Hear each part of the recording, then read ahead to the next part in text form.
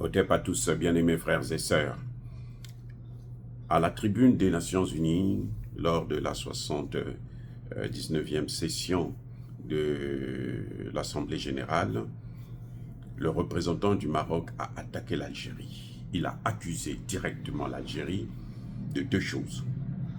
La première, c'est l'ingérence dans les affaires intérieures d'autres États. La deuxième chose, c'est le soutien aux terroristes. Il s'explique. Vous savez que le Sahara occidental, les pays occidentaux l'ont donné, ont reconnu la souveraineté du Maroc sur le Sahara occidental. Ce que l'Algérie ne veut pas reconnaître, bien entendu.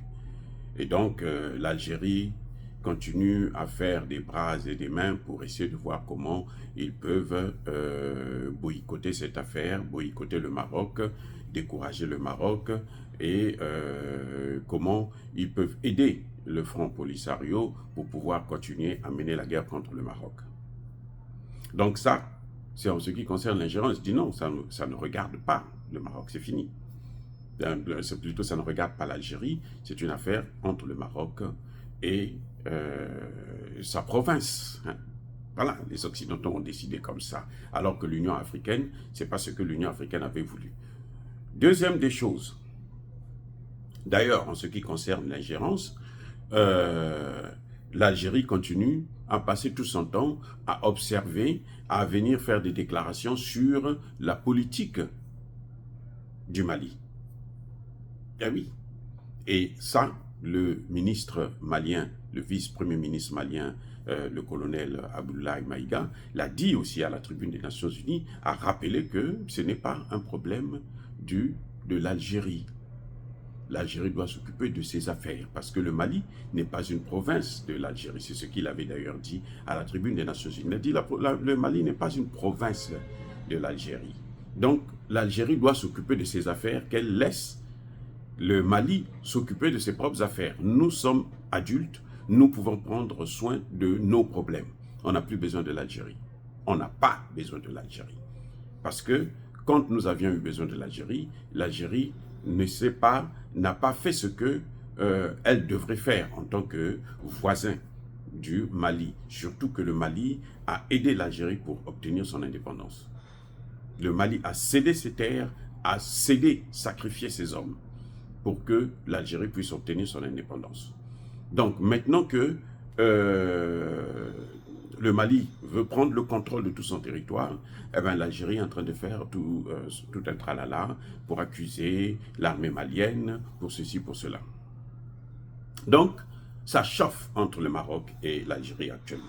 Et donc, l'ingérence de l'Algérie dans les affaires intérieures des autres États, ben, ça se justifie très bien. Et personne ne peut douter de cette ingérence-là. Et ça, c'est contraire à l'Organisation des Nations Unies. La Charte des Nations Unies interdit l'ingérence dans les affaires intérieures d'un État souverain. Alors l'Algérie n'a qu'à s'occuper de ses oignons. En ce qui concerne le terrorisme, le représentant du Maroc prend l'exemple de Liad Agali. Il est où? Il réside où?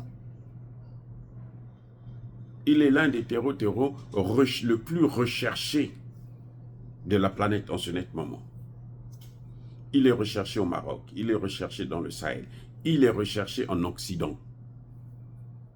Il est où? Il vit où? Il se cache où? Mais c'est bien en Algérie.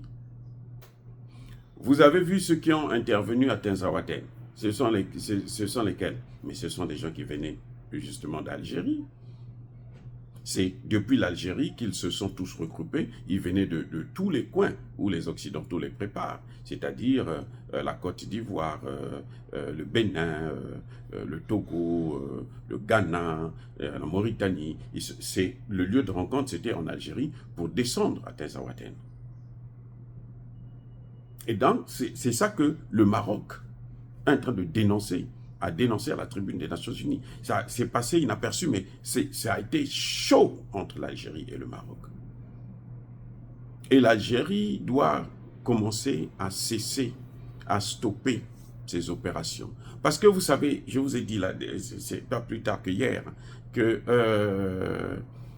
tout ce que nous faisons, ça se retourne toujours contre nous, les amis.